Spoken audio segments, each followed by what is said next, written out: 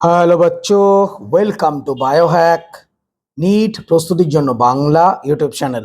তো কিছুক্ষণ আগেই আমাদের যে এডুকেশন মিনিস্টার ধর্মেন্দ্র প্রধান তিনি প্রেস কনফারেন্স করেছেন এবং বেশ কিছু নতুন কথা তিনি বলেছেন। প্রথমত কথা, নিট 2026 সালে ব্যাপক যে পেপার লিক হয়েছে তার উপর ভিত্তি করে তার যেটা বক্তব্য যে 2024 সালে সুপ্রিম কোর্ট যে বলেছিল রাধাকৃষ্ণন কমিটি রেকমেন্ডেশন দিয়েছিল, সেই রেকমেন্ডেশনের উল্লেখ তিনি করেছেন। এবং তিনি আরও একটা কথা বলেছেন যে মেন যে প্রায়োরিটি সেটা হচ্ছে এক্সামটাকে ক্লিনভাবে কন্ডাক্ট করা।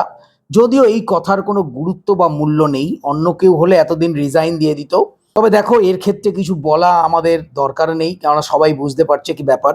যাই হোক, তিনি এই রিনিট 2026 সালের জন্য তিনি যেটা বলেছেন, নতুন করে কোনো রেজিস্ট্রেশনের প্রয়োজন নেই, পেন পেপার এবং ওএমআর বেসডই হবে। তোমরা চাইলে তোমাদের যে সিটি প্রেফারেন্স সেটা চেঞ্জ করতে পারবে, 7 দিন সময় দেওয়া হবে তোমাদের। তোমরা তোমাদের সিটি চাইলে চেঞ্জ করতে পারো এবং তোমাদের 15 মিনিট এক্সট্রা সময় দেওয়া হবে। আমি দীর্ঘদিন ধরে তোমাদের বলে আসছিলাম যে ইনভিজিলেটররা প্রচুর ডিস্টার্ব করে পরীক্ষার সময়, এখানে সই সেখানে সই, ছবি আটকাও, লেফট থাম ইমপ্রেশন থেকে শুরু করে যাবতীয়। তো সেই কারণে 15 মিনিট এক্সট্রা তোমাদের সময় দেওয়া হবে রিনিট 2026 সালের জন্য।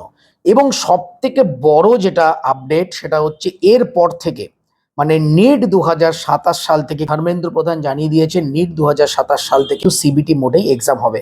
তো আরও ডিটেলস ইনফরমেশন নিয়ে আমি পরবর্তীকালে ভিডিও নিয়ে আসবো। এই মুহূর্তে সব থেকে বড় আপডেট, রিনিট এক্সাম 21শে জুন হচ্ছে। পেন পেপার ওএমআর বেসড হবে, তোমাদের 15 মিনিট এক্সট্রা সময় দেওয়া হবে, বাট 2027 সাল থেকে কম্পিউটার বেসড এক্সাম তোমাদের দিতে হবে। তো সবাই খুব ভালো থেকো, টাটা।